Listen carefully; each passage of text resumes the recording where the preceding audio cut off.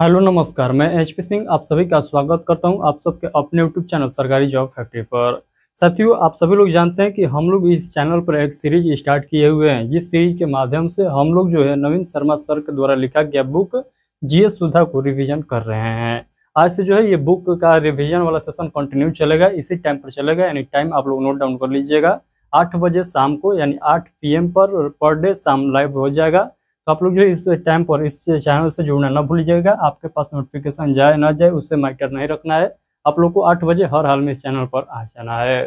तो हम लोग का जो है आज का ये फर्स्ट लेक्चर है। आप लोगों को ज्ञात होगा कि पीछे के सेशन में यानी जो हम लोग इंट्रोडक्शन वाला ये सेशन लेकर आए थे, इस बुक के बारे में पूरा रिव्यू किए थे और आखिर क्या इस बुक में महत्वपूर्ण पॉइंट जोड़ा गया है और क्या जो है हम लोग के एग्जाम के लिए महत्वपूर्ण है यहाँ पर, यानी सभी हम लोग रिव्यू देखे थे इस बुक के बारे में।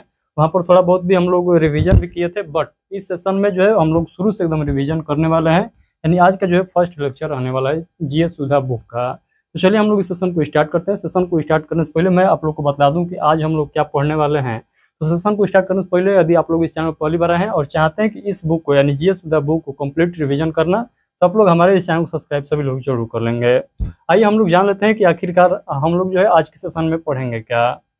तो देखिए यहाँ पर देखिएगा ये विषय वस्तु बतलाया गया है, जिसमें सबसे पहले जो लिखा गया है इतिहास लिखा गया है। इस बुक में सबसे पहले इतिहास के बारे में वर्णन किया गया है। तो इतिहास में भी हम लोग को सबसे पहले जो पढ़ना है प्राचीन भारत का इतिहास पढ़ना है। प्राचीन भारत के इतिहास में हम लोग क्या पढ़ेंगे, तो आज के सेशन में हम लोग प्राचीन भारत के इतिहास में देखेंगे कि प्राचीन भारत के ऐतिहासिक अध्ययन के प्रमुख स्रोत एवं उसके प्रागैतिहासिक काल के बारे में देखेंगे। इसके अंतर्गत हम लोग को पढ़ना है पुरातात्विक स्रोत के बारे में, उसके बाद साहित्यिक स्रोत और उसके बाद प्रागैतिहासिक काल के बारे में पढ़ेंगे। इतना जो है आज के सेशन में हम लोग कवर करने वाले हैं। तो आई होप कि जितना मैं पॉइंट आप लोग को समझाऊंगा सभी पॉइंट आप लोग को बेहतरीन तरीके से समझ में आएगा।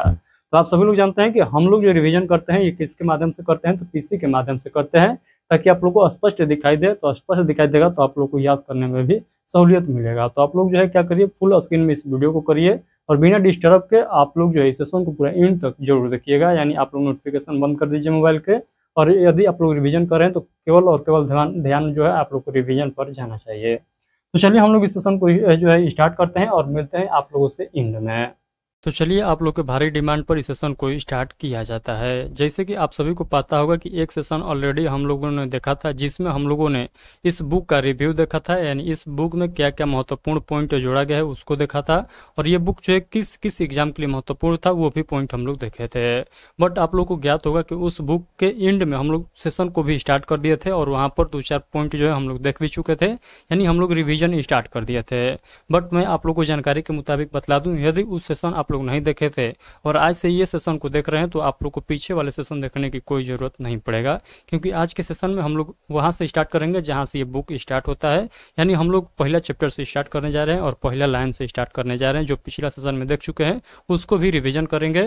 तो जो लोग पिछला सेशन में देख चुके हैं, रिविजन कर चुके हैं, आप लोगों को मैं कहूँगा कि दोबारा आप लोग देख लीजिए, क्योंकि जो है थोड़ा सा समय लगेगा, उसके बाद जो है हम लोग नया पॉइंट पर पहुँच जाएंगे। तो पहले जो है जो रिविजन कर चुके हैं उसको भी हम लोग आज के सेशन में रिविजन करेंगे। तो चलिए हम लोग यहाँ से स्टार्ट करते हैं। आप सभी को पता होगा कि हम लोग जो रिवीजन कर रहे हैं, जो लोग न्यू स्टूडेंट है, खैर आप लोग को थंबनेल से तो पता चल गया होगा कि हम लोग जीएस सुधा बुक का रिवीजन करने जा रहे हैं। तो यदि आप लोग चाहें किसी भी एग्जाम का तैयारी कर रहे हैं जहाँ पर जीएस से क्वेश्चन पूछा जाता है, तो उस एग्जाम के लिए ये सेशन बहुत महत्वपूर्ण रहने वाला है। चलिए हम लोग इस सेशन को स्टार्ट करते हैं। सेशन को स्टार्ट करने से पहले आप लोग यहाँ पर थोड़ा सा विषय सूची देख लीजिए। तो यहाँ पर देखिएगा विषय सूची में सबसे पहले हम लोग को इतिहास पढ़ना है और इतिहास में भी हम लोग प्राचीन भारत का इतिहास पढ़ेंगे।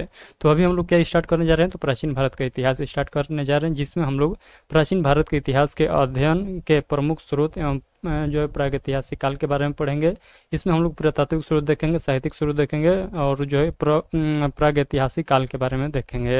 ये खत्म हो जाएगा तो सिंधु घाटी की सभ्यता यानी हड़प्पा सभ्यता के बारे में पढ़ेंगे। और यहाँ पर देखिएगा सिंधु घाटी सभ्यता में नामकरण, काल निर्धारण, भौगोलिक विस्तार एवं निर्माता के बारे में जानेंगे। तो आज के सेशन हम लोग चलिए स्टार्ट करते हैं और जिसमें हम लोग पढ़ने के प्रयास करेंगे प्राचीन भारत के इतिहास के अध्ययन के प्रमुख स्रोत एवं प्रागैतिहासिक काल के बारे में। चलिए हम लोग स्टार्ट करते हैं। आप सभी लोग देख लीजिए, यहाँ पर जो दिखाई दे रहा है ये सभी पॉइंट हम लोग को पढ़ना है, बट अभी जो हम लोग पढ़ने जा रहे हैं आई होप कि आप लोग को जानकारी चल चुका है कि क्या हम लोग पढ़ने जा रहे हैं। तो देख सकते हैं यहाँ पर वो सभी चैप्टर को ऐड किया गया है जो आप लोग सोच सकते हैं, यानी एक भी चैप्टर को यहाँ पर स्किप नहीं किया गया है, सभी चैप्टर को यहाँ पर ऐड किया गया है। यहाँ पर सीजीएल का तैयारी करने वाले भी स्टूडेंट है तो ये बुक आप लोग के लिए बहुत ज़्यादा महत्वपूर्ण है। तो चलिए हम लोग का यहाँ से सेशन स्टार्ट होता है, यानी इतिहास से जो है यहाँ से तो हम लोग इसको एक बार ऑलरेडी देख चुके हैं, बट फिर से यहाँ पर रिवीजन करेंगे क्योंकि उस सेशन में थोड़ा सा हमको लग रहा था कि वर्ड का उच्चारण सही से मैं नहीं कर पाया था, तो इसीलिए मैंने सोचा कि चलिए आप लोगों को एक जो है साफ़ सुथरा सेशन लाया जाए, यानी आज से जो है पूरा बेहतरीन तरीके से हम लोग रिविज़न करने का प्रयास करेंगे। चलिए हम लोग इसको जो है रिविज़न करते हैं, थोड़ा सा मैं जूम कर लेता हूँ ताकि आप लोग को पूरे स्पष्ट तरीके से नजर आएगा।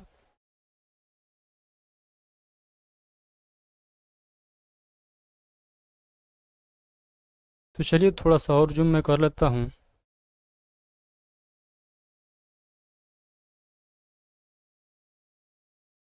तो चलिए हम लोग इस सेशन को स्टार्ट करते हैं। तो यहाँ पर देखिएगा लिखा गया प्राचीन भारत का इतिहास। तो प्राचीन भारत के इतिहास में हम लोग क्या देखने जा रहे हैं, तो प्राचीन भारत के इतिहास के अध्ययन के प्रमुख स्रोत एवं प्रागैतिहासिक काल के बारे में देखने जा रहे हैं। तो सबसे पहले हम लोग देखेंगे भूमिका। इसका भूमिका देखिएगा, तो 1 मिनट रुकिएगा, थोड़ा सा मैं यहाँ पर जो इस सेशन को देख लूँ कि क्या जो है यहाँ पर ऑडियो और वीडियो जो है प्रॉपर तरीके से रिकॉर्ड हो रहा है कि नहीं। तो देखिए यहाँ पर ओबीएस में संपूर्ण जो है क्लियर है, यानी ऑल क्लियर है। तो चलिए हम लोग सेशन को कंटिन्यू रखते हैं। तो सबसे पहले यहाँ पर देखिएगा हम लोग को जो पढ़ना है भूमिका के बारे में पढ़ना है। यहाँ पर देखिएगा लिखा गया है इतिहास के जनक हेरोडोटस हैं, इन्होंने हिस्टोरिका नामक पुस्तक लिखी थी। इतिहास अतीत में मानव के द्वारा किए गए प्रयासों की एक अनुक्रमिक कथा है। इतिहास के आवश्यक एवं अनिवार्य अंग अतीत है। अंग जो है अतीत सभ्य युग मानव के द्वारा किए गए प्रयास तथा घटनाओं का एक अनुक्रमिक प्रयास है।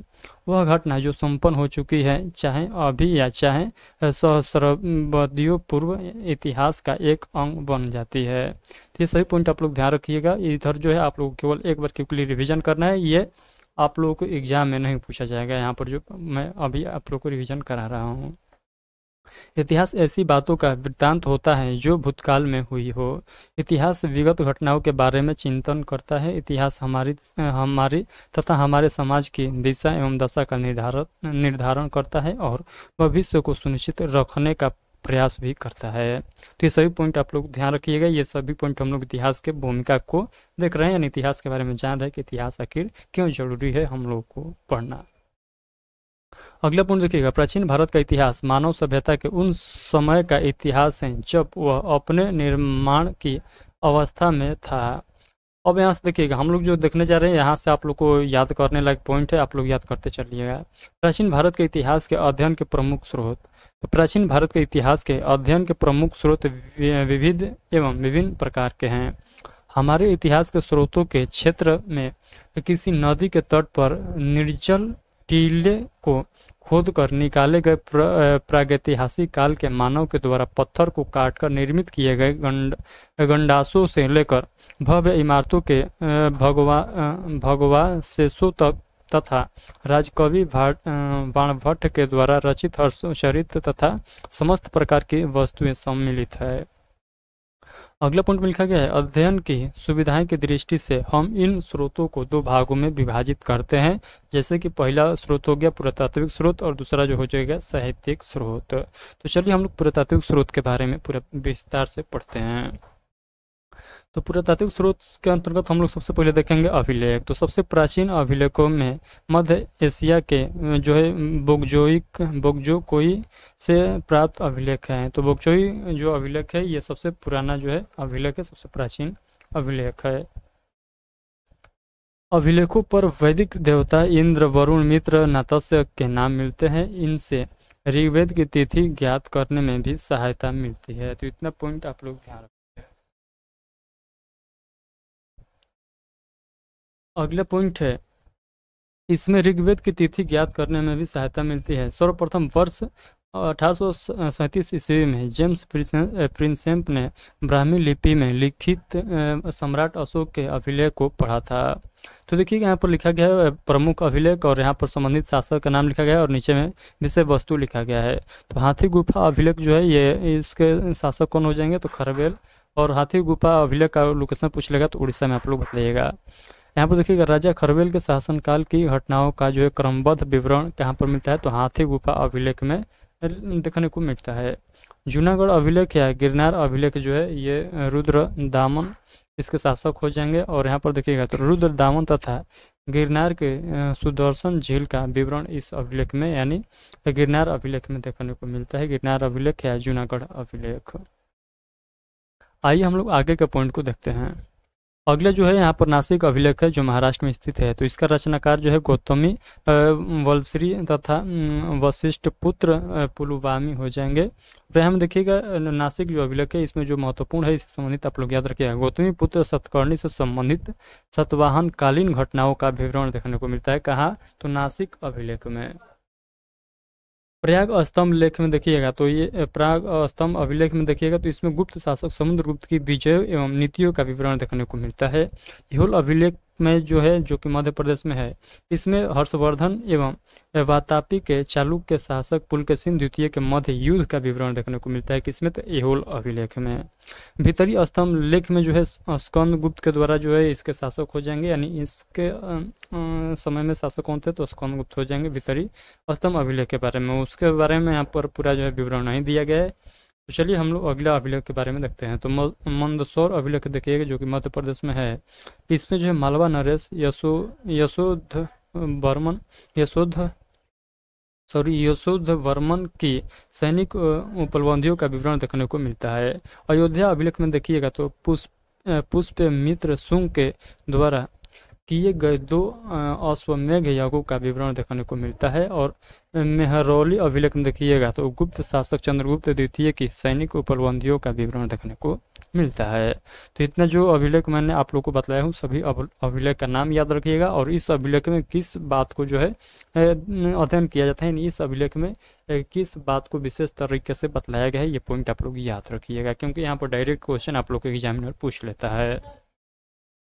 आइए आगे के पॉइंट को हम लोग समझते हैं। यहाँ पर देखिएगा स्मारक एवं भवन। तो स्मारक एवं भवन से संबंधित हम लोग पॉइंट यहाँ पर याद करने का प्रयास करते हैं। चलिए हम लोग आगे के सेशन को कंटिन्यू रखते हैं। स्मारक एवं भवनों से जनता की घनिष्ठता एवं आध्यात्मिकता का घनिष्ठ संबंध होता है। प्राचीन काल में भारत में अनेक महलों एवं मंदिरों का निर्माण हुआ था जिनके अवशेष बिखरे रूप में पूरे देश में स्थित है। इन महलों एवं मंदिरों की शैली से वास्तुकला के विकास पर पर्याप्त प्रकाश पड़ता है। भारत के विभिन्न स्थानों से मंदिर जैसे देवगढ़ का जो है दशावतार मंदिर, भीतरगांव का मंदिर एवं अजंता की गुफाओं के चित्र इत्यादि प्रमाण मिलते हैं। तो ये सभी पॉइंट आप लोग ध्यान रखिएगा। ये देखिए अजंता की गुफाएं का यहाँ पर जो है चित्र यहाँ पर दिखाया गया है। तो देखिए इसमें बहुत सारा गुफा है, तो देख सकते हैं यहाँ पर आप लोग को दिखाई दे रहा होगा। उत्तर भारत के मंदिर नागर शैली, दक्षिण भारत के मंदिर द्रविड़ शैली एवं मध्य भारत के मंदिर बेसर शैली से निर्मित होते हैं। तो उत्तर भारत के जो मंदिर होता है ये किस शैली पर निर्मित होता है, तो आप लोग कहेगा नागर शैली पर। दक्षिण भारत का जो है द्रविड़ शैली से बनता है और मध्य भारत का जो मंदिर है ये बेसर शैली से निर्मित होता है। उत्तर भारत के खजुराहो का कांदरिया महादेव का मंदिर नागर शैली एवं दक्षिण भारत के तांजौर का जो है राजेश्वर मंदिर जो है ये या इसी को बृहदेश्वर मंदिर कहा जाता है, ये द्रविड़ शैली का जो है एक उत्कृष्ट उदाहरण है, यानी ये जो है इन शैलियों से मिलकर बना हुआ है। तो ये पॉइंट आप लोग ध्यान रखिएगा। आइए हम लोग आगे के पॉइंट को देखते हैं। अगला जो हम लोग को पॉइंट पढ़ना है साहित्यिक स्रोत के बारे में पढ़ना है। तो चलिए हम लोग साहित्यिक स्रोत के बारे में यहाँ से आगे के पॉइंट को कवर करते हैं। तो साहित्यिक स्रोत 2 प्रकार के होते हैं, धार्मिक साहित्य और लौकिक साहित्य या इसी को धर्मेतर साहित्य के नाम से भी जानते हैं। तो चलिए सबसे पहले हम लोग धार्मिक साहित्य के बारे में देखते हैं। धार्मिक साहित्य के अंतर्गत ब्राह्मण साहित्य तथा ब्राह्मणेतर साहित्य सम्मिलित है। ब्राह्मण साहित्य में मुख्यतः वेद, ब्राह्मण ग्रंथ, आर्णयक, उपनिषद, वेदांग, उपवेद, षड दर्शन, महाकाव्य जिसके अंतर्गत महाभारत और रामायण देखने को मिलता है, ये जो है दोनों महाकाव्य है, पुराण एवं स्मृति ग्रंथ इत्यादि सम्मिलित है। ब्राह्मणेतर साहित्य में बौद्ध एवं जैन साहित्य की रचनाएं मिलती है। अब आगे देखिएगा यहाँ पर लौकिक साहित्य। तो लौकिक साहित्य के अंतर्गत ऐतिहासिक ग्रंथ, विदेशी विवरण एवं जीवनियाँ इत्यादि सम्मिलित है। यहाँ पर नोट में देखिएगा लिखा गया है वैदिक साहित्य कालावधि के मुख्य रूप से 4 चरणों जैसे वेद, ब्राह्मण ग्रंथ, आरण्यक एवं उपनिषद में साहित्य का विकास देखा जाता है। तो इतना पॉइंट आप लोग ध्यान रखिएगा। अब आइए हम लोग देखते हैं यहाँ पर ब्राह्मण साहित्य के बारे में। तो ब्राह्मण साहित्य में हम सबसे पहले क्या पढ़ेंगे, वेद के बारे में पढ़ेंगे। तो चलिए हम लोग वेद के बारे में यहाँ से पॉइंट याद रखते हैं। तो ब्राह्मण साहित्य में सबसे महत्वपूर्ण स्थान जो है वेदों का है। वेदों को माना जाता है, यहाँ पर एक बार फिर से पढ़िएगा, ब्राह्मण साहित्य में सबसे महत्वपूर्ण स्थान वेदों का है। माना जाता है कि वेदों की रचना वैदिक काल में हुई थी। वेद वैदिक काल की सांस्कृतिक दशा के ज्ञान का एक जो है मात्र स्रोत है। तो ये सभी पॉइंट आप लोग ध्यान रखिए। वेद संस्कृत भाषा के विद धातु से बना है जिसका अर्थ जानता या ज्ञान प्राप्त करना होता है। इसकी संख्या 4 है। कौन कौन? तो ऋग्वेद, यजुर्वेद, सामवेद और अथर्ववेद। आप लोग पूछेगा सबसे प्राचीन वेद तो ऋग्वेद और सबसे न्यूनतम वेद तो आप लोग कहिएगा अथर्ववेद। यहाँ पर नोट में देखिएगा लिखा गया है इन चारों वेदों के सम्मिलित रूप को जो है संहिता कहा जाता है। तो ये चारों वेद को मिला देंगे तो इसी को हम लोग संहिता के नाम से भी जानते हैं। संहिता वैदिक मंत्रों का संग्रह है। श्रवण परंपरा में सुरक्षित होने के कारण इन वेदों को श्रुति भी कहा जाता है। प्रथम 3 वेद ऋग्वेद, यजुर्वेद और सामवेद को वेद त्रयी के नाम से भी जाना जाता है। तो आप लोगों से पूछेगा वेद त्रयी में कौन कौन से वेद शामिल है, तो आप लोग कहिएगा ऋग्वेद, यजुर्वेद और सामवेद। आप लोग से पूछेगा क्या अथर्ववेद शामिल है, तो आप लोग कहिएगा नहीं है। त्रयी का शाब्दिक अर्थ होता है 3 वेद। चलिए आगे के पॉइंट को देखते हैं। यहाँ पर देखिए क्रम संख्या लिखा गया है, वेद का नाम लिखा गया नीचे में और यह कराने वाले पुरोहित का नाम लिखा गया है और प्रमुख कार्य लिखा गया है। तो पहला पर देखिएगा ऋग्वेद है और इनका जो है पुरोहित का नाम जो हो जाएगा ये हो जाएगा होता या होत्री। इनके देवताओं को यज्ञ में बुलाना एवं ऋचाओं का पाठ करते हुए देवताओं की जो है स्तुति करना। उसके बाद यजुर्वेद के जो है पुरोहित का नाम हो जाएगा अथर्वयु। और यहाँ पर देखिएगा याज्ञिक कर्मकांडों का समुचित अनुष्ठान। उसके बाद सामवेद उद्गाता या उद्गात्री हो जाएगा, ऋचाओं का सस्वर ज्ञान। और अथर्ववेद में देखिएगा तो ये हो जाएगा ब्राह्मण और यज्ञ का पूर्ण निरीक्षण करना। यह 3 अन्य पुरोहितों के यज्ञ संपादन का निरीक्षण भी करता था, अर्थात यह सर्वोच्च पुरोहित था। तो ये सभी पॉइंट आप लोग ध्यान रखिएगा।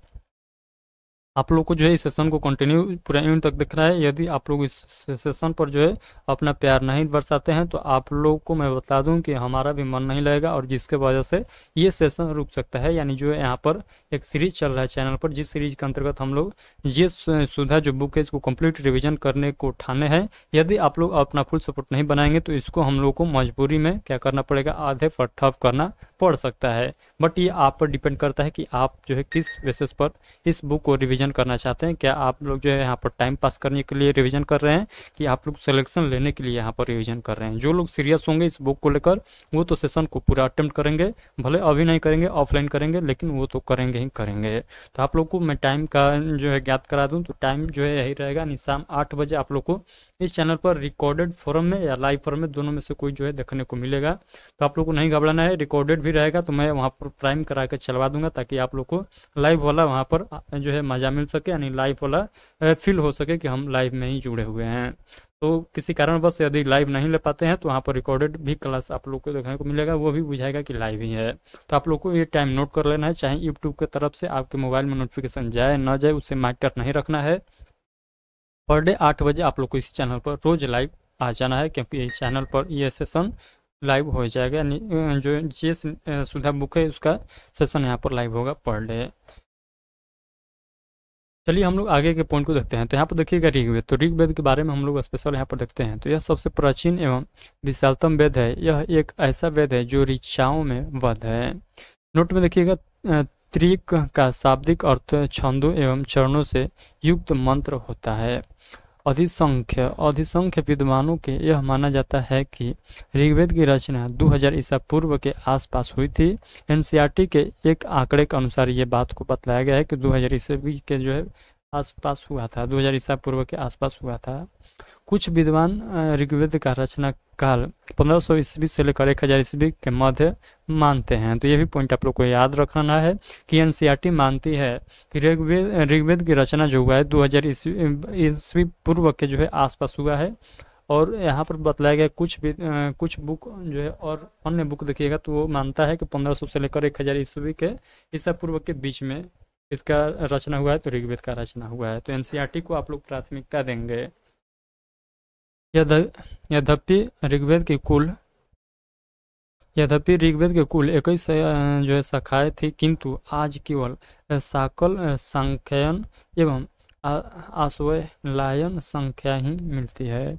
ऋग्वेद में कुल 10 मंडल, 1028 सूक्त तथा 10,580 ऋचाएँ हैं। 1028 सूक्तों में से ऋग्वेद के जो है साकल पाठ में कुल 1017 सूक्त हैं तथा 11 वल्खील्य सूक्त हैं। अगला पॉइंट है ऋग्वेद के सूक्तों में प्रमुख रूप से इंद्र एवं अग्नि देवता की प्रार्थना है। नोट में देखिएगा तो ऋग्वेद का पहला तथा अंतिम यानी 10वां मंडल सबसे बाद में जोड़ा गया है, अर्थात संभवतः सबसे नवीनतम एवं बड़े मंडल ये दोनों ही हैं। इन मंडलों में अनेक वंशों के ऋषियों की रचनाएं हैं। आइए अगला पॉइंट देखते हैं। ऋग्वेद का दूसरा मंडल सबसे छोटा मंडल है। ऋग्वेद के सबसे प्राचीन मंडल दूसरे से 7वें मंडल तक माने जाते हैं तथा 7वें मंडल की ऋचाएँ सबसे पुरानी मानी जाती है। ऋग्वेद के तीसरे मंडल में प्रसिद्ध देवी सूक्त वर्णित है, जिसमें सवृत्ति की उपासना गायत्री के रूप में की गई है। ऋग्वेद के तीसरे मंडल में गायत्री मंत्र वर्णित है, जिसकी रचना विश्वामित्र ने की थी। तो आप लोगों से डायरेक्ट क्वेश्चन पूछा जाएगा कि बतलाइए गायत्री मंत्र के रचनाकार कौन है, तो आप लोग कहिएगा विश्वामित्र। अगला पॉइंट है ऋग्वेद का 7वां, 8वां तथा 9वां मंडल क्रमशः वरुण, कव्य, ऋषि व सोम देवता को समर्पित है। ऋग्वेद के 10वें मंडल में सर्वाधिक सूक्त वर्णित है, जिसमें पुरुष सूक्त, नदी सूक्त, नासदी सूक्त, विवाह सूक्त यानी सूर्य सूक्त प्रमुख है।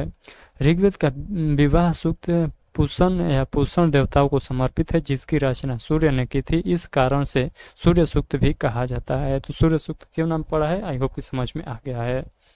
आइए आगे के पॉइंट को हम लोग समझते हैं। यहाँ पर देखिएगा नोट में दर्शाया गया है कि ऋग्वेद के 10वें मंडल का 25वां सूक्त यानी विवाह सूक्त ब्रह्मा विवाह से संबंधित है। इसके अंतर्गत सूर्य के पुत्री सूर्या का सोम के विवाह का वर्णन है। तो ये भी पॉइंट आप लोग को क्या करना है, ध्यान रखना है। आइए हम लोग आगे के पॉइंट को देखते हैं। यहाँ पर देखिएगा लिखा गया है अगला पॉइंट, ऋग्वेद में देवताओं के रूप में सविता, रुद्र, मित्र, वरुण, सूर्य, मरुत एवं उषा देवी का भी जो है उल्लेख मिलता है। लक्ष्मी एवं अयोध्या का उल्लेख सर्वप्रथम ऋग्वेद में हुआ है। ब्रह्मा का उल्लेख ऋग्वेद में कहीं पर भी नहीं है। तो ये पॉइंट आप लोग को याद रखना है, ब्रह्मा का उल्लेख जो है ऋग्वेद में कहीं पर भी नहीं है। अगला पॉइंट है स्तूप शब्द का उल्लेख सर्वप्रथम ऋग्वेद में हुआ है एवं ऊंट का उल्लेख भी ऋग्वेद में ही मिला है।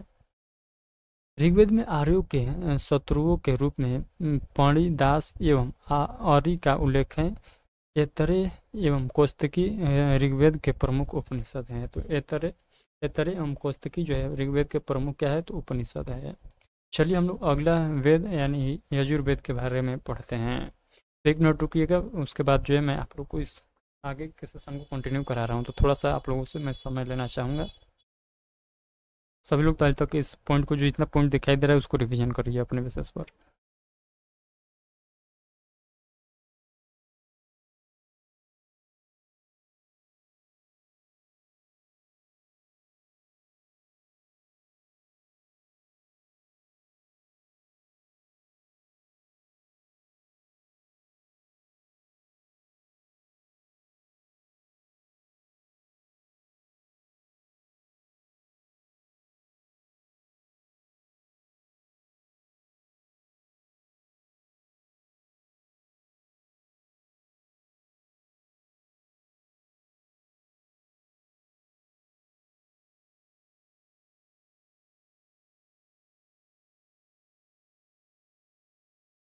तो यजुर्वेद के बारे में जितना भी पॉइंट दिखाई दे रहा है, सभी लोग जल्दी से रिवीजन करिए, उसके बाद हम लोग आगे के पॉइंट को कंटिन्यू करेंगे।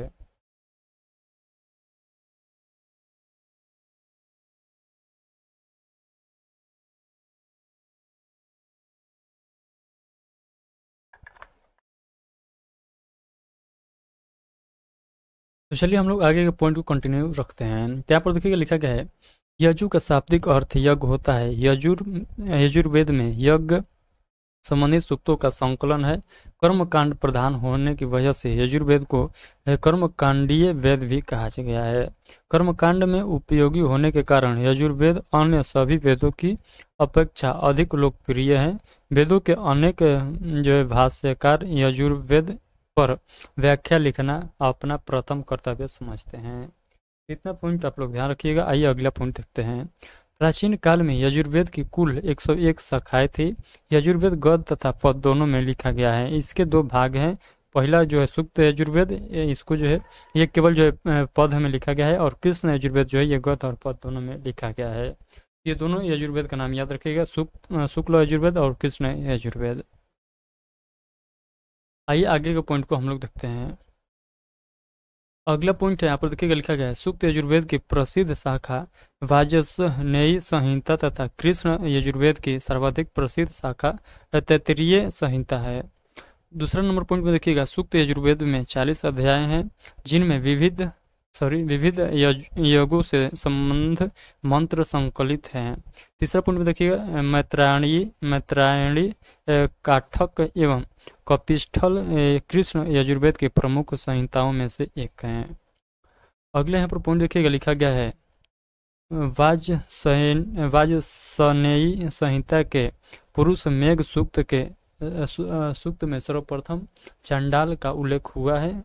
वैसे शब्द का सर्वप्रथम प्रयोग वाजसनेयी संहिता में मिलता है। तैत्तिरीय संहिता में देधी वह शब्द का प्रयोग किया गया है। इस शब्द का अर्थ विधवा का पुत्र होता है। तो देधिसव्य का शब्द जो शब्द है, इसका जो है अर्थ क्या होता है, तो विधवा का पुत्र होता है। अगला पॉइंट देखिएगा, मैत्रायणी संहिता में स्त्री को पाशा यानी छूत तथा सूरा के साथ 3 प्रमुख बुराइयों में गिना गया है। कठोपनिषद, मैत्रायणी, तैत्तिरीय एवं श्वेताश्वरोपनिषद यजुर्वेद के प्रमुख उपनिषद में से एक है। शुक्ल यजुर्वेद का अंतिम अध्याय जो है ये दार्शनिक दृष्टि से अति महत्वपूर्ण है, क्योंकि इसमें ईश्वर को संसार का नियामक बताया गया है। इतना पॉइंट आप लोग को याद रखना है। अब चलिए हम लोग तीसरा वेद को देखते हैं, जिसका नाम है सामवेद। सामवेद का शाब्दिक अर्थ होता है गान होता है, सॉरी। साम का शाब्दिक अर्थ गान होता है। सामवेद में प्रमुख रूप से यज्ञों के अवसर पर गाए जाने वाले मंत्रों का संकलन है। सामवेद में मुख्यतः सूर्य स्तुति के मंत्र हैं। सामवेद के मंत्रों का प्रयोग यज्ञ में देवताओं के आह्वान हेतु उचित स्वर के साथ उद्गाता या उद्गात्री के द्वारा किया जाता है। चलिए अगला पॉइंट देखिएगा, सामवेद छंदोबद्ध है। यह 75 मंत्रों को छोड़कर शेष मंत्र ऋग्वेद में भी उपलब्ध होता है। सामवेद के मंत्रों के गान में लय एवं स्वर का विशेष रूप से विधान है। सामवेद का महत्व संगीत की दृष्टि से बहुत अधिक है। सामवेद को भारतीय संगीत का जनक भी कहा जाता है। आप लोगों से डायरेक्ट क्वेश्चन क्या पूछेगा, क्वेश्चन यही पूछेगा कि बताइए भारतीय संगीत का जनक किसे कहा जाता है, कौन से वेद को कहा जाता है, तो आप लोग क्या बताइएगा, सामवेद को कहा जाता है। माना जाता है कि 7 स्वरों की उत्पत्ति सामवेद से हुई थी। यानी 7 स्वर क्या है, तो सा रे ग म प ध नि सा, सा नि ध प म ग रे सा, ये 7 जो स्वर है इसका उत्पत्ति कहाँ से हुआ है, तो सामवेद से हुआ है। सामवेद में ग्राम गे यानी स्वर विशेष गानों की संख्या सर्वाधिक है।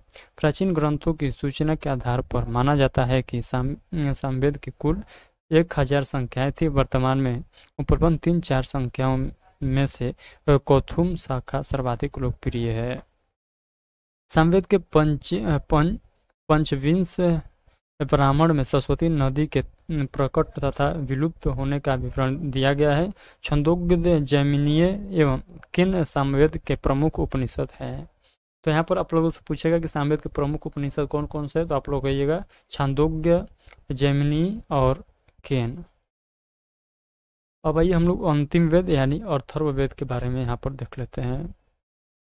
यह सबसे नवीनतम वेद है। इस वेद में यज्ञ से विभिन्न विषयों का संकलन है। वैदिक परंपरा में अथर्ववेद को ब्राह्मण वेद कहा गया है, अर्थात वह ब्राह्मण नामक ऋत्विज के उपयोग हेतु है। अथर्ववेद को अर्थवादिगर्स वेद भी कहा जाता है, अर्थात इसके दो ऋषि अर्थवा एवं अर्डिगरस थे। अथर्ववेद को 20 कांडों में विभाजित किया गया है, जिसमें सूक्त एवं मंत्र वर्णित है। अथर्ववेद में 731 सूक्त एवं 5849 मंत्र है। इन मंत्रों में लगभग 1200 मंत्र ऋग्वेद से लिए गए हैं। अथर्ववेद के 12वें कांड में भूमि सूक्त है, जिसमें पृथ्वी की महत्ता का प्रतिपादन है। इसी में कहा गया है कि माता भूमि पुत्रो पृथिव्या, अर्थात पृथ्वी मेरी माता है, मैं उसका पुत्र हूँ, ये बात बताया गया है। अथर्ववेद में दार्शनिक सूक्त भी आए हैं। अथर्ववेद में दार्शनिक सूक्त भी आए हैं। ये सूक्त ब्रह्मा, तप एवं असत्य के विषय में विचार करते हैं। सर्वप्रथम अथर्ववेद में ही लौकिक विषयों को व्यापक महत्व दिया गया है। अथर्ववेद के मंत्रों में भूत प्रेतों का निवारण, शत्रुनाश, कीट पतंगों का नाश, आरोग्य प्राप्ति, आध्यात्मिक विद्या, गृह सुख, विवाह, इष्ट वस्तु का लाभ, वाणिज्य, कृषि में वृद्धि, पितरों की पूजा इत्यादि की विवेचना देखने को मिलता है अथर्ववेद के मंत्रों में। आई होप कि सभी पॉइंट आप लोगों को समझ में आ चुका है। आइए हम लोग आगे के पॉइंट को और बेहतरीन तरीके से समझने का प्रयास करेंगे। अथर्ववेद में विविध रोगों का स्वरूप बतलाकर उनके निवारण की व्यापक विधि भी दी गई है। अथर्ववेद में ब्रह्मा ज्ञान के विषय में भी वर्णन है। यजुर्वेद का उल्लेख भी अथर्ववेद में ही मिलता है। अथर्ववेद में मगध के लोगों को जो है ब्रात्य तथा परीक्षित को मृत्युलोक का देवता कहा गया है। मुंडकोपनिषद, मांडूकोपनिषद एवं प्रश्नोपनिषद अथर्ववेद के प्रमुख उपनिषद है। नोट में देखिएगा तो भारत का राष्ट्रीय आदर्श वाक्य सत्यमेव जयते भी मुंडकोपनिषद से लिया गया है, जो कि बहुत बहुत बहुत ही महत्वपूर्ण क्वेश्चन है। अब आइए हम लोग आगे के पॉइंट को देखते हैं, जिसमें हम लोग देखेंगे ब्राह्मण ग्रंथ के बारे में। तो चलिए हम लोग क्विकली ब्राह्मण ग्रंथ के बारे में भी रिवीजन कर डालते हैं। आइए हम लोग यहाँ पर देखते हैं। ब्राह्मण ग्रंथों को वेदों का परिशिष्ट माना जाता है। ब्राह्मण ग्रंथों की रचना वेदों की सरल व्याख्या के लिए गद्य में की गई। ब्राह्मण शब्द ब्राह्मण से बना है, जिसका शाब्दिक अर्थ वेद से संबंधित होता है। अंतः वेदों की शाखाओं की व्याख्या करने हेतु पृथक ब्राह्मण ग्रंथ लिखे गए। ब्राह्मण ग्रंथों का मूल स्वरूप धार्मिक है। वेद यानी संहिता स्तुति प्रधान है, जबकि ब्राह्मण ग्रंथ विधि प्रधान है। ब्राह्मण ग्रंथ में विधि प्रधान है। प्रत्येक वेद के लिए अलग अलग ब्राह्मण ग्रंथ है। वैदिक कर्मकांड का विकास ब्राह्मण ग्रंथों से जाना जाता है। ऋग्वेद से संबंधित 2 ब्राह्मण ग्रंथ हैं, ऐतरेय ब्राह्मण ग्रंथ और कौशिकी ब्राह्मण। तो ऐतरेय ब्राह्मण और कौशिकी ब्राह्मण जो है ये ऋग्वेद से संबंधित 2 ब्राह्मण ग्रंथ है। ऐतरेय महिदास की रचना है। इसमें कुल 40 अध्याय हैं। कौशिकी ब्राह्मण कहोड़ कौशिकी की रचना है। इसमें कुल 30 अध्याय हैं। यहाँ पर देख सकते हैं बहुत ज़्यादा डिटेल से लिखा गया है। जिस प्रकार से पीसीएस के एग्जाम में पूछा जाता है उस प्रकार से, यानी पीसीएस के मेंस में जो क्वेश्चन पूछा जाता है उस लेवल का यहाँ पर क्वेश्चन तैयार किया गया है। इतना डीप में कोई जल्दी संस्थान क्वेश्चन नहीं पूछता है कि बताइए ऐतरेय ब्राह्मण ग्रंथ के जो है लेखक कौन है, ये नहीं पूछेगा। चलिए आगे के पॉइंट देखते हैं। सुना सेफ आख्यान ऋग्वेद के ऐतरेय ब्राह्मण में वर्णित है, जो चरवेती का अर्थ सतत गतिशीलता एवं सक्रियता का गान करता है। सूक्त यजुर्वेद की मध्येन्दीन एवं काणव दोनों शाखाओं के ब्राह्मण ग्रंथों का नाम शतपथ है, लेकिन दोनों शाखाओं में शतपथ ब्राह्मण पृथक पृथक है।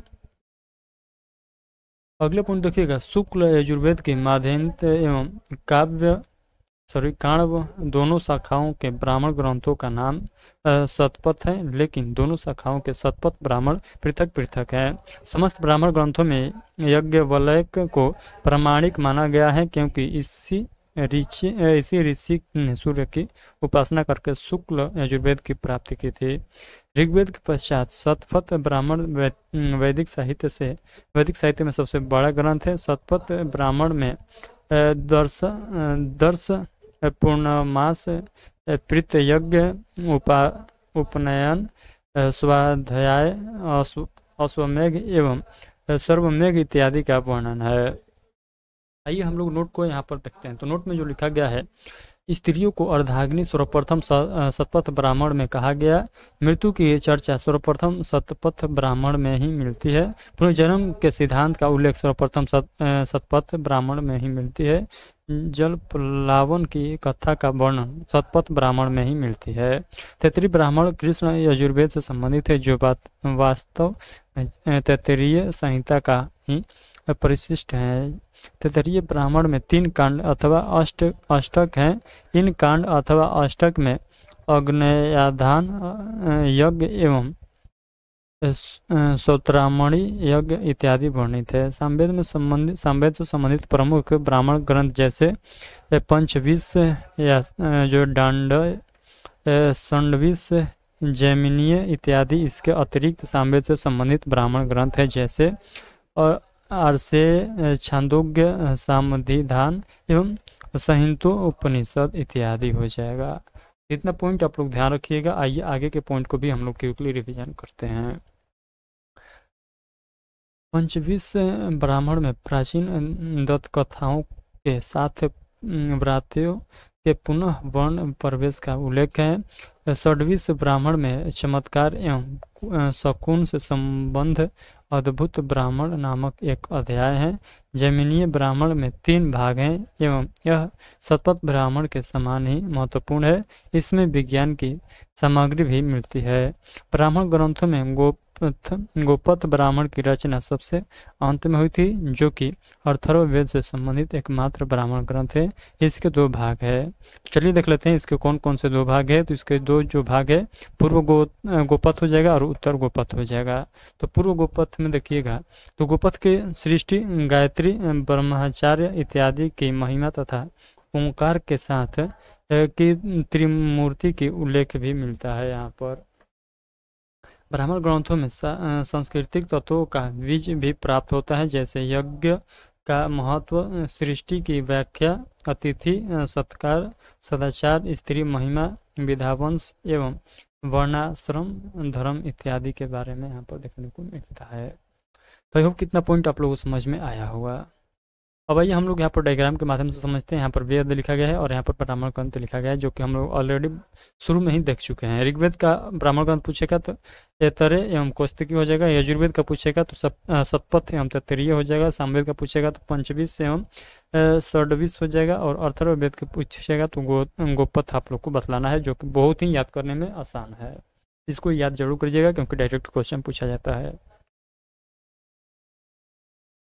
आइए हम लोग आर्णायक के बारे में देखते हैं। तो आर्णायकों की रचना वनों में हुई थी। वनों में रहकर चिंतन करने वाले ऋषियों ने वैदिक कर्मकांडों से दूर रहकर उनमें प्रतीक खोजने की चेष्टा की थी। ब्राह्मणों के परिशिष्ट के रूप में विकसित आर्णायकों को यज्ञ के अंतर्गत अध्यात्मवाद का पलवन किया गया था। चलिए अगला पॉइंट देखिएगा। आर्णायकों को वैशिष्ट प्रणविधा का विवेचन है। वानप्रस्थों के यज्ञों का विधान करने के साथ साथ उपनिषद के ज्ञान कांड की भूमिका भी आर्णायकों में निर्मित की गई है। इतना पॉइंट ध्यान रखिएगा। वर्तमान में 7 आर्णायक ग्रंथ उपलब्ध है, जो कि निम्नलिखित है। पहला ऋग्वेद के, दूसरा आर्णायक ऐतरेय एवं कौस्तिकी, दूसरा में देखिएगा सॉरी यहाँ पर ऋग्वेद का देखिएगा तो दो यहाँ पर आर्णायक है, एक ऐतरेय, दूसरा कौस्तिकी। यजुर्वेद का देखिएगा तो 3 आर्णायक है, बृहदारण्यक, तैत्तिरीय एवं मैत्रेयी नायक। और तीसरा में देखिएगा सामवेद का 2 आर्णायक है, छंदोगद्य और जैमिनीय। अथर्ववेद का कोई आर्णायक नहीं है। ये भी पॉइंट आप लोग को ध्यान रखना है कि अथर्ववेद का कोई आर्णायक क्या है, नहीं है। आइए आगे के पॉइंट को देखते हैं। कालांतर में आर्णायक से ही उपनिषद का विकास हुआ था। तो कालांतर में आर्णायकों से ही उपनिषद का विकास हुआ था। ये पॉइंट आप लोग को ध्यान रखना है। अब आइए हम लोग उपनिषद के बारे में यहाँ पर पढ़ने का प्रयास करते हैं। एक बार उपनिषद के बारे में जो पॉइंट आप लोग को दिखाई दे रहा है उसको पढ़िए। थोड़ा सा मैं इसका जो है मैं चेक कर लेता हूँ कि क्लास जो है पूरी तरीके से जो है क्लियर है कि नहीं है। तो यहाँ पर जो है ऑल क्लियर है, देख सकते हैं ऑडियो का ग्राफ भी प्रॉपर तरीके से यहाँ पर चल रहा है और यहाँ पर रिकॉर्ड भी यहाँ पर चालू है, जो कि हम लोग का क्लास जो है ये लगातार जो है 38 मिनट हम लोग देख चुके हैं। तो 1 घंटा तक एक कम से कम क्लास चलेगा। तो चलिए हम लोग और जो है इसको यानी 22 मिनट जो बचा हुआ है इसको और बेहतरीन तरीके से रिविजन करते हैं।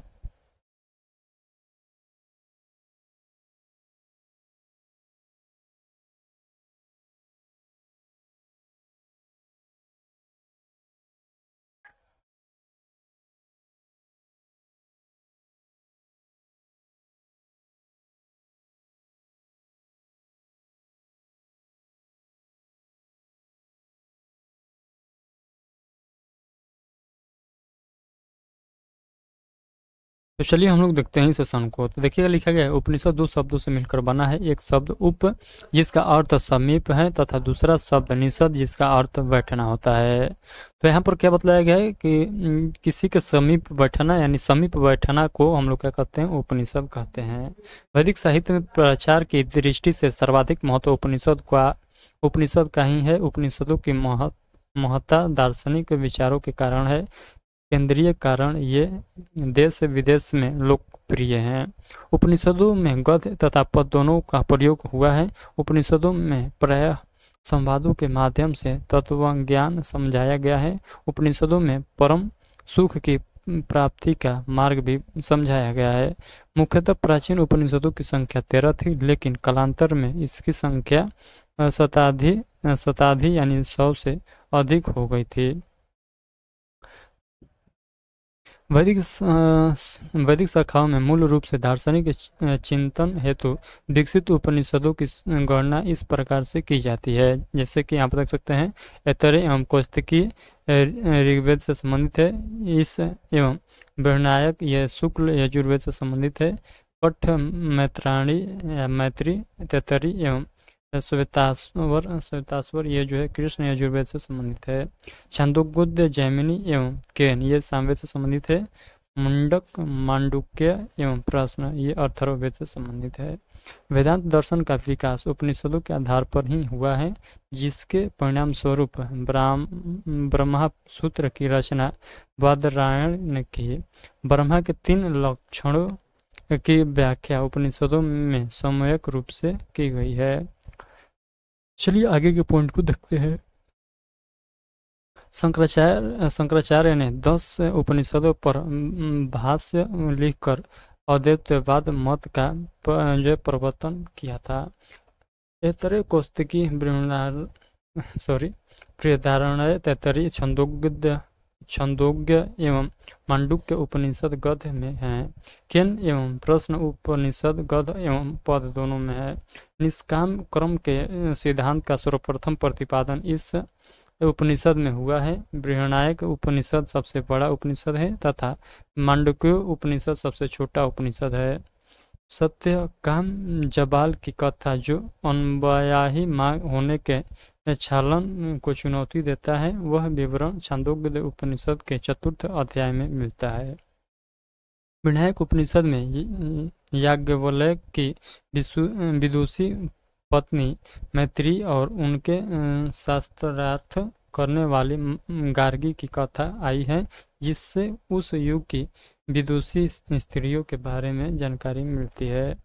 पुनर्जन्म के सिद्धांत की अवधारणा सर्वप्रथम बृहदारण्यक उपनिषद में मिलती है।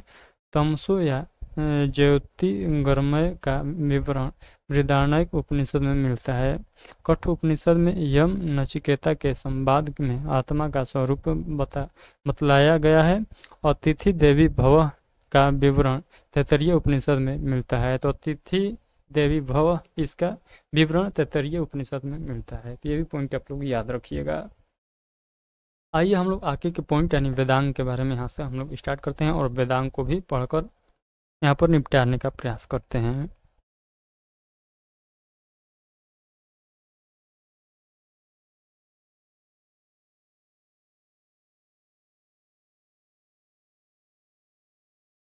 तो चलिए यहाँ पर देखिएगा, वैदिक अर्थों को समझाने में कठिनाई का अनुभव करने वाले व्यक्तियों ने 6 वेदांगों की रचना की थी।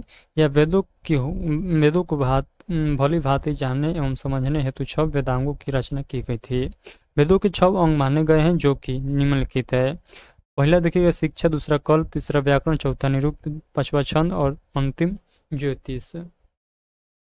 यहाँ पर देखिएगा वेदांग एक दृष्टि में देखिएगा तो शिक्षा जो है ये वेद की नाक है, कल्प जो है ये वेद के हाथ है, व्याकरण जो है वेद के मुख है, निरुक्त जो है वेद के कान है, छंद जो है वेद के पैर है और ज्योतिष जो है ये वेद के नेत्र है।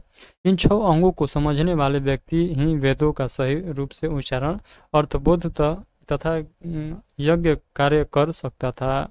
नोट में देखिएगा वेदांगों को गद्य में सूत्र रूप से लिखा गया है। इन सभी 6 वेदांगों के नाम तथा क्रम का उल्लेख सर्वप्रथम मुंडक उपनिषद में मिलता है।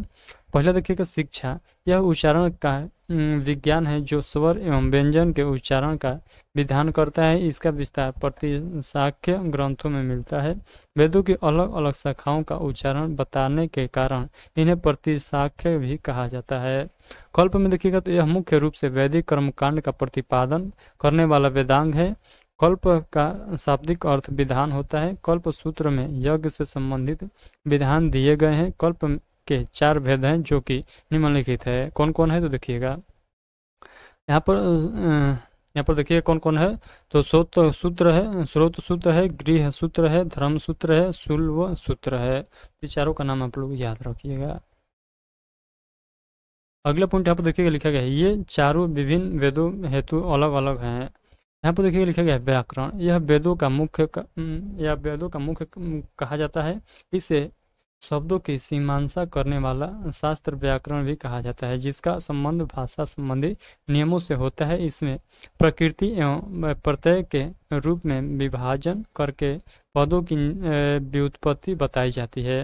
निरुक्त देखिएगा तो व्यवस्थित रूप से वैदिक शब्दों का अर्थ समझना निरुक्त का प्रयोजन है। निरुक्त का शाब्दिक अर्थ जो है निर्वचन होता है। निरुक्त वेदार्थ ज्ञान की कुंजी है। छंद देखिएगा तो यह पदबद्ध वेद मंत्रों के सही उच्चारण हेतु उपयोगी वेदांत है। इसमें वैदिक मंत्रों के उच्चारण का ज्ञान होता है। ज्योतिष, यह काल का निर्धारण करने वाला वेदांग है। वैदिक यज्ञ काल की अपेक्षा रखते हैं तथा वे किसी निश्चित काल में ही संपादित होते हैं। काल का विभाजन, मुहूर्त का निश्चय, ग्रंथों नक्षत्रों की गति का निर्धारण आदि विषय ज्योतिष के ही है। अगला पॉइंट हम लोग पढ़ना है महाकाव्य के बारे में।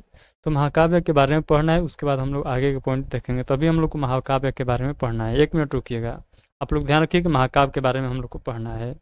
उसके बाद मैं देख लेता हूँ कि आज के सेशन में हम लोग को पढ़ना कहाँ तक है।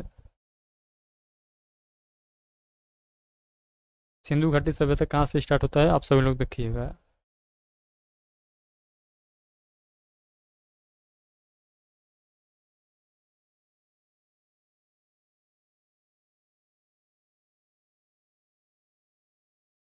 तो यहाँ से जो है हम लोग कल देखेंगे। यहाँ से जो है प्रागैतिहासिक काल से पॉइंट जो है संबंधित हम लोग कल के सेशन में देखेंगे। आज के सेशन में हम लोग जितना पढ़ रहे हैं उतना हम लोग देखेंगे। तो अर्णायक देख चुके हैं, उपनिषद देख चुके हैं, हम लोग को क्या देखना है, महाकाव्य भी देख चुके हैं शायद ना। महाकाव्य हम लोग को पढ़ना है, महाकाव्य हम लोग को पढ़ना है। तो चलिए हम लोग यहाँ से स्टार्ट करते हैं एक बार।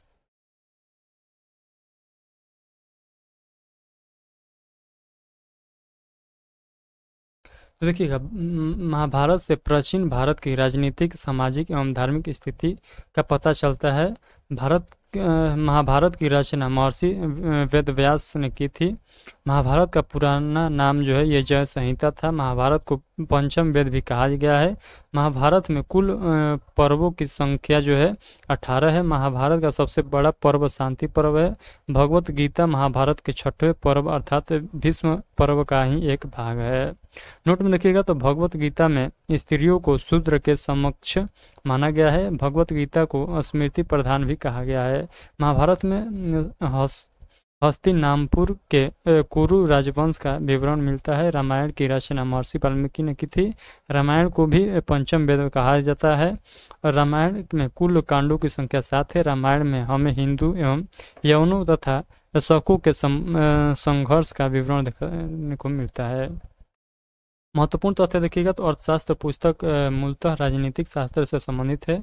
इसमें मौर्यकालीन इतिहास की जानकारी मिलती है। कथा कथासरित सारर रचनाकार जो है ये सोमदेव हो जाएंगे। साहित्यिक कृति मूल रूप से संस्कृति भाषा में लिखी गई थी। तमिल भाषा में सबसे प्राचीन महाकाव्य शिल्पादिकारम 5वीं-6वीं शताब्दी ईस्वी में इंग्लो आदिगल द्वारा लिखा गया था। इंग्लो आर्डिगल के द्वारा लिखा गया था। ये कौन सा, तो आप लोग कहिएगा शिल्पादिकारम। तो शिल्पादिकारम ये किनके द्वारा लिखा गया था, तो आप लोग कहिएगा इलंगो आदिगल के द्वारा। चलिए हम लोग आगे के पॉइंट को देखते हैं। यहाँ पर देखिएगा प्रमुख साहित्य एवं रचनाएं से संबंधित यहाँ पर पॉइंट लिखा गया है। तो प्रमुख साहित्य एवं रचनाएं एवं उनके लेखक से संबंधित है। यहाँ पर देखिएगा लिखा गया है, यहाँ पर देखिएगा प्रमुख रचना है, यहाँ पर लेखक है और यहाँ पर विषय वस्तु है। तो अष्टाध्यायी के लेखक पाणिनि हो जाएंगे और यह एक संस्कृत व्याकरण ग्रंथ है। तो आप लोग केवल ये याद रखिएगा पुस्तक और उसके लेखक। अर्थशास्त्र चाणक्य या कौटिल्य के द्वारा लिखा गया है। इसमें जो मौर्यकालीन के बारे में जानकारी मिलता है। महाभाष्य जो है पतंजलि के द्वारा लिखा गया था। ये इसमें जो पुष्पमित्र शुंग के बारे में जानकारी मिलती है। अगला पॉइंट है मालविकाग्नि मित्रम जो है कालिदास के द्वारा लिखा गया था। शुंग वंश के बारे में जानकारी मिलता है। बृहतक थामंजरी जो है ये क्षेमेंद्र द्वारा लिखा गया। मौर्य काल के बारे में जानकारी यहाँ पर देखने को मिलता है। अगला जो है कथासरित सागर सामदेव के द्वारा लिखा गया। मौर्य काल के बारे में यहाँ पर जानकारी देखने को मिलता है। आइए हम लोग आगे के पॉइंट को देखते हैं। यहाँ पर देखिए जो है मुद्रा राक्षस विशाखदत्त के द्वारा लिखा गया। मौर्य काल के बारे में यहाँ पर जो है जानकारी मिलता है। मृक्ष कटिकम जो है क्षुद्रक के द्वारा लिखा गया है। गुप्त काल के समाज के बारे में देखने को मिलता है। नीतिसार जो है ये कामंदक के द्वारा लिखा गया है। गुप्त काल के राजतंत्र के बारे में जानकारी यहाँ से मिलता है। हर्षचरित जो बुक है ये जो है बाणभट्ट द्वारा लिखा गया है। हर्षवर्धन के उपाधियों के बारे में जानकारी यहाँ पर मिलता है। रामचरित जो है संध्याकर नंदी के द्वारा लिखा गया है। बंगाल के शासक रामपाल के जीवन के बारे में जानकारी मिलता है। राजतरंगिणी कलहन के द्वारा लिखा गया है कि कश्मीर के राजवंश के बारे में क्रमबद्ध जानकारी मिलता है। पृथ्वीराज रासो के द्वारा जो है पृथ्वीराज जो रासो है किसके द्वारा लिखा गया है, तो चंद्रबरदाई के द्वारा लिखा गया है। पृथ्वीराज तृतीय यानी पृथ्वीराज चौहान की उपलब्धियों के बारे में यहाँ पर जानकारी देखने को मिलता है। तो आई होप कि आज के सेशन में जितना हम लोगों ने पॉइंट समझा सभी पॉइंट आप लोग को बेहतरीन तरीके से समझ में आ चुका है। थोड़ा बहुत भी आप लोग के मन में डाउट हो जाता है तो बेहिचक उस डाउट को इस वीडियो के कमेंट बॉक्स में रखिएगा, मैं उसका रिप्लाई जरूर देने का प्रयास करूंगा। तो आप लोग के मन में चाहे जो भी पॉइंट से रिलेटेड डाउट है उस डाउट को इस वीडियो के कमेंट बॉक्स के माध्यम से आप लोग सॉल्व करा सकते हैं। तो आप लोग ध्यान रखिएगा कि आज के सेशन में हम लोग जो पढ़े हैं ये जो है प्रागैतिहासिक काल के ऊपर के जितना भी पॉइंट था सभी पॉइंट हम लोग देख चुके हैं। अब जो है आगे हम लोग को जो पढ़ना है प्रागैतिहासिक काल के पॉइंट को देखना है। तो कल के सेशन में हम लोग प्रागैतिहासिक काल के बारे में देखेंगे। आई होप कि कल का सेशन भी आप लोग जो है इसी प्रकार से सक्सेसफुल बनाइएगा। आई होप कि जितना मैंने आप लोग को बतलाया हूँ सभी पॉइंट आप लोग को बेहतरीन तरीके से समझ में आया होगा। तो आज के सेशन में हम लोग जितना पढ़े जितना समझे उतना जो है बहुत है। यदि आप लोग उतने याद कर लेते हैं तो उससे ज़्यादा आप लोग को एक दिन में ज़्यादा याद करने की ज़रूरत नहीं है। आप लोग कहिएगा रिविजन वाला सेशन है तो हम लोग प्रयास करेंगे 4 पन्ना 5 पन्ना यानी जो है बहुत ज़्यादा सेशन में रिवीजन करने का प्रयास करेंगे। तो ऐसा आप लोग को रिवीजन नहीं करना है। वैसा रिवीजन करिएगा तो केवल आप लोग रिवीजन ही करते रह जाइएगा और पूरा ज़िंदगी आप लोग का इसी तरह से निकल जाएगा। आप लोग को जितना रिवीजन करना है उस पर आप लोग को ध्यान भी देना है कि हम लोग जो रिवीजन कर रहे हैं क्या उसको जो है हम लोग याद कर पाए हैं कि नहीं कर पाए हैं। जितना आप लोग को रिवीजन करना है उसका 30% 33% आप लोग को ध्यान रखना है कि याद भी हम लोग को करना है। तो आप लोग को इस प्रकार से करना होगा। यानी प्रत्येक दिन जो है 1 घंटा का लगभग सेशन चलने वाला है। जिस प्रकार से आज चला उसी प्रकार से आगे भी चलने वाला है। तो आई होप कि आज का सेशन आप लोग के लिए हेल्पफुल रहा होगा। तो चलिए हम लोग कल के सेशन में मिलते हैं। यदि आप लोग का आज का सेशन हेल्पफुल रहा होगा तो आप लोग इस सेशन को लाइक कर दीजिएगा और अपने दोस्तों के पास भी शेयर कर दीजिएगा ताकि उन लोगों को भी यदि जीएस बुक का रिवीजन करना होगा, जीएस सुधा बुक का रिवीजन करना होगा तो उनको भी पता चल सके कि इस चैनल पर जीएस सुधा बुक का रिवीजन स्टार्ट कर दिया गया है। तो उनको पास भी जो है इस सेशन को शेयर जरूर कर दीजिएगा। चलिए मिलते हैं कल के सेशन में, तब तक के लिए आप सभी को take care, thank you, bye bye.